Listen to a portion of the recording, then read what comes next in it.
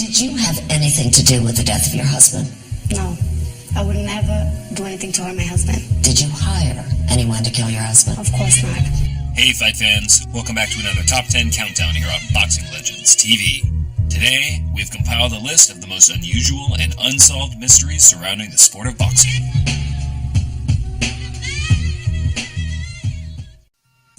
Coming in at number 10, we have the recent crazy event that took place on August 5th, 2016, which involved the former heavyweight champion, Prince Charles Martin, being robbed and shot in his car while driving through the streets of Los Angeles, California.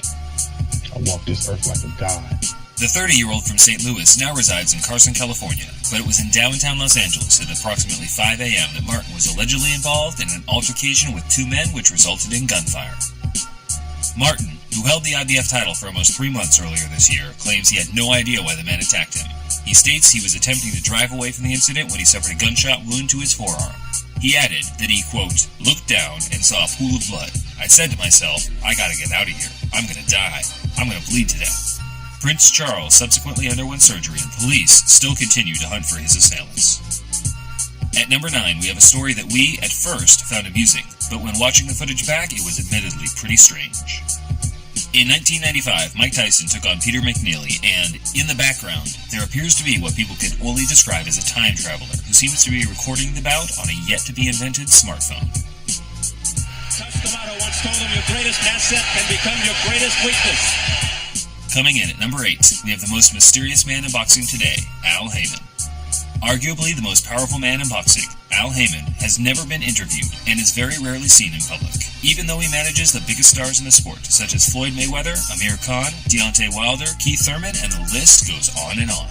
Despite being in the celebrity promotional and managerial business for 20-plus years, you can still count the number of photographs taken of him on one hand. Al Heyman is it's like a father figure. With Al Heyman as well, too, you know. A lot of people criticize him and say he's bad for boxing, but he's a genius for boxing. Taking the number 7 slot, we have one of the most unusual boxing matches ever, as Lennox Lewis took on Oliver McCall in their rematch in 1997.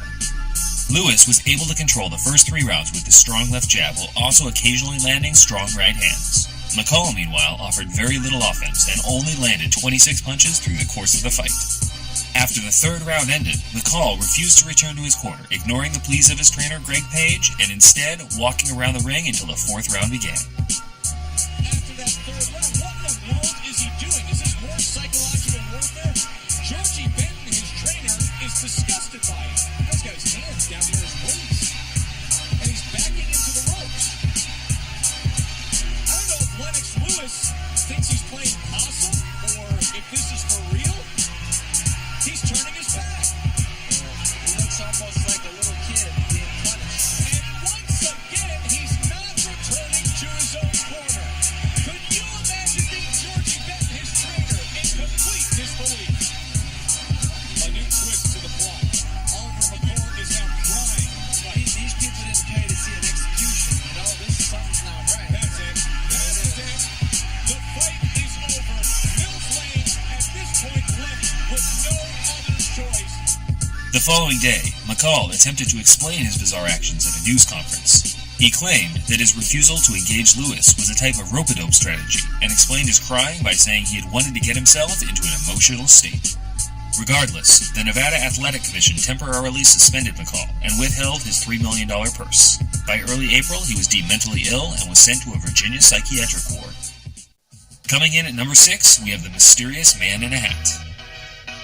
We start with some incredible claims from Amir Khan, who's cast fresh doubt over his defeat to Lamont Peterson last month. He's alleged that a mystery man may have interfered with the judges' scorecards. On December 10th, 2011, Amir Khan faced off with Lamont Peterson, defending his WBA and IBF super lightweight titles. The fight was very close, with both men having a good argument for winning the bout, and the judges at ringside scored the fight a split decision win for Peterson. Of course, Amir Khan and his team were upset with the result, as they felt they had done enough to get the victory. But it wasn't until the next day, when Amir decided to watch his fight back for the first time, he noticed an unusual man in a hat, clearly disrupting the judges. I mean, I don't know what them papers were, and that's all I want to know. I want to know who this person was, because straight after the fight, he was right into Peterson's corner, celebrating with them. But the thing is, whenever judge cards or judges are sat there judging a fight, no one is allowed to interfere, and I see there was a lot of interference going on outside the This is ring. what Khan is so angry about. At the beginning of the fight, an unidentified man in a blue shirt and hat is sat down at ringside before being moved by the man with a red tie, WBA supervisor Michael Welsh. He then takes a seat in between Khan's father and Oscar De La Hoya. But look now, round 2, the man has moved right next to Welsh, who's in charge of the judges' scorecards. Stayed there for the rest of the fight. Rules state nobody is allowed to speak to judges or commissioners during the fight, but the man in the hat is clearly having some interaction with Welsh at the start of the 6th round. Coming in at number 5, we have a rare and unspoken mystery that took place in a fight between Harold Johnson and Julio Medeiros in 1955. Johnson stumbled entering the ring, though it was thought he tripped over a rope. He danced around in the first round, hitting Medeiros with a sharp left jab. Medeiros caught him with a solid right to the chin just before the bell, and Johnson staggered to his corner. In the second round, Johnson continued to jab and move until he suddenly fell to his knees without being hit. When he regained his feet, Medeiros moved in for the finish, but didn't appear to land any damaging punches. At the end of the round, Johnson staggered to his corner and had trouble finding the stool. Shortly after sitting down, he collapsed onto the canvas and ended up being carried from the ring on a stretcher. Clarence Davidson, Johnson's trainer, said his fighter began acting queer in his dressing room after taking a bite of an orange, which Johnson complained tasted bitter. He said Johnson staggered about the dressing room, but that Johnson claimed he felt fine before entering the ring. A chemical analysis of a piece of the orange found in his dressing room after the fight showed no trace of a drug. Still, lie detector tests on Johnson and others substantiated their stories. Johnson testified before the commission that he didn't know how or if he had been drugged. He said the orange was probably the source of his illness and claimed the orange had been given to him on the afternoon of the fight outside the commission's office by a stranger who said he was a long-time admirer. At number 4, we have a crime that has been unsolved for 26 years when longtime boxing promoter Frank Warren was to attend one of his promotions at the Broadway Theater in Barking. As he arrived at the venue, he was approached by a masked gunman who appeared from the crowd and shot him twice in the chest with 22 bullets from a Luger pistol at close range. The gunman fled, and Warren was taken to the hospital where he lost half a lung and was in great pain after the shooting. The business style of Warren had made him enemies, and following his shooting there were a number of suspects. The ongoing libel case between Warren's first world champion Terry Marsh and Warren led police to believe Marsh had a strong personal motive to undertake the attack due to the bad blood between the pair. During a search of Marsh's home, police found ammunition in his possession, but this was explained by Marsh's previous career as a Marine, and it did not match the bullets used in the attack.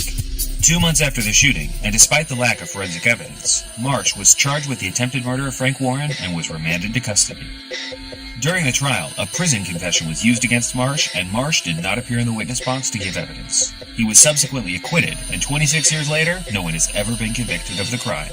The man is still walking free, still unpunished, still unforgiven.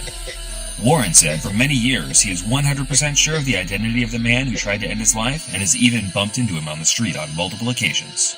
In some ways you get angry, but in other ways, I believe what goes around comes around. And I didn't know then who it was, but I know now who it was. And they've had a, believe you me, they've had a real crap time and it hasn't worked out for them. So, you get paid back in other ways. At number 3, we have the tragic case of the undefeated two-weight world champion Edwin Valero, who had a record of 27-0 with 27 KOs. Valero allegedly killed his wife and later committed suicide in prison. Former lightweight boxing champion Edwin Valero has been arrested for allegedly killing his wife. The 28-year-old is a household name in Venezuela, and police have said he was arrested after they found the body of his wife in a hotel where the couple was staying. On April 18, 2010, Valero was arrested after his wife had been found dead in their room at the Intercontinental Hotel in Valencia, Venezuela. She had been stabbed 3 times, and Valero left the hotel room around dawn that morning and told security he had killed his wife. The very next day, Valero was found hanging in his cell by another inmate who alerted authorities in the police lockup. Valero had used the sweatpants he was wearing to hang himself from a bar in the cell. He still showed signs of life when they took him down, but they were unable to save him and he died around 1:30 a.m. There was still a mystery surrounding the case as Valero had changed his story in the police station, telling authorities in his interview that his wife was killed by 2 underground thugs. Valero was heavily involved with drugs at the time, and it was possible that his initial confession was just a hallucination caused by what he was on at the time. Even more questions surrounded his alleged suicide. Former sparring partner and good friend Manny Pacquiao said after his death that when he heard the news, he instantly thought it was a conspiracy. Pacquiao said, quote, "Someone might have gotten back at Valero. If police authorities felt that Valero could be a danger even to himself, they should have stripped him down to his briefs inside his cell or put a straitjacket on him." Over the next couple of years, many reports came out of Valero's home nation of Venezuela that he was murdered in his cell, but nothing has ever been confirmed. It's a shame because as a boxer he was phenomenal. It's a shame also how it ended. How did you respond when you heard that he killed himself?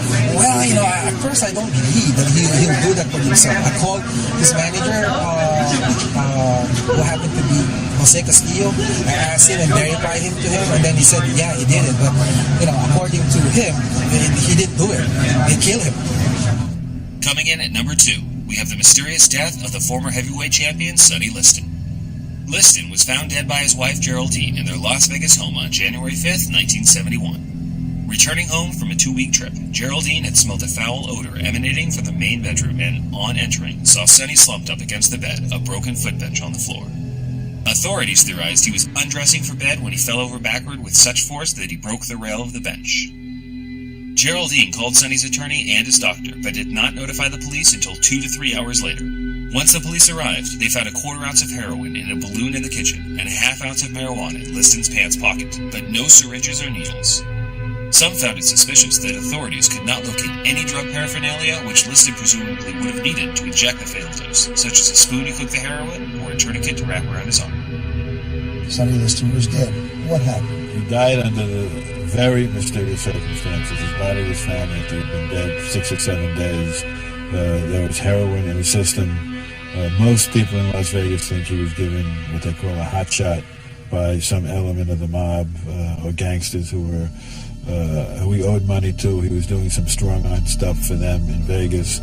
But his wife Geraldine came back from a trip and found his decomposing body in the bedroom with blood coming out of his nose and hypodermic needle marks on his mouth. There's a list of potential reasons for Liston's death, but most lead back to the mob. One thing we know for sure is that Liston was terrified of needles. His doctor, dentist, and wife all claimed he would avoid a needle entering his body at all costs, whether that meant not recovering from an illness or not taking the necessary shot to travel to a certain country. Coming in at number 1, we have the sad and brutal unsolved case surrounding the death of the real-life Rocky, Arturo Gatti. Did you have anything to do with the death of your husband? No. I would never do anything to hurt my husband. Did you hire anyone to kill your husband? Of course not. Took his wife's purse strap, a cloth purse strap, tied it around this beam right here, pulled the chair underneath her, stood up on top of the chair, wrapped the cloth around his neck, and hung himself. That's the theory. The detectives don't buy it. For starters, they don't think Arturo was hanged at all. I believe he was hit in the head in that apartment, rendered unconscious, and then strangled. Murdered. Yes. Without doubt, he was murdered. After investigating for 10 months, that's the conclusion they deliver in a 317-page report and press conference. Arturo Gatti was murdered. You simply cannot hang yourself in the way the Brazilian authorities have identified. This is a homicide. It's a homicide. And that blood tells us everything we need to know. The blunt force injury to the back of his head was most likely inflicted in the apartment. And why do we know that? We know that because of the blood flow. There's no blood right here where he would have been standing, and it would have been falling off of him. There's no blood on his back. He's shirtless. There's no blood on the stool he would have stood on. The only blood is here. Marks on here and on the floor. Pool. An expert on body movement brought in by Cialino to determine if Arturo's body could have ended up where it's shown in police photos. He took a dummy that weighed the same amount as Arturo, that was the same height as Arturo, and they dropped that thing about 1,000 times. And the same thing happened every time. No matter how you do it, he's not going to fall sideways underneath the stairs with his head underneath the counter. It's not going to happen. This strap is just not strong enough to suspend Mr. Gatti's body. If he weren't hung, there wouldn't be all this blood. Now they're sending their report to Brazil and asking authorities to reconsider Amanda as a murder suspect. This case must be reopened. This is a case that cries out for justice. We hope you guys enjoyed the video. If you did, please remember to hit that like button and subscribe to our channel if you haven't already. Until next time, fight fans, this is Boxing Legends TV signing off.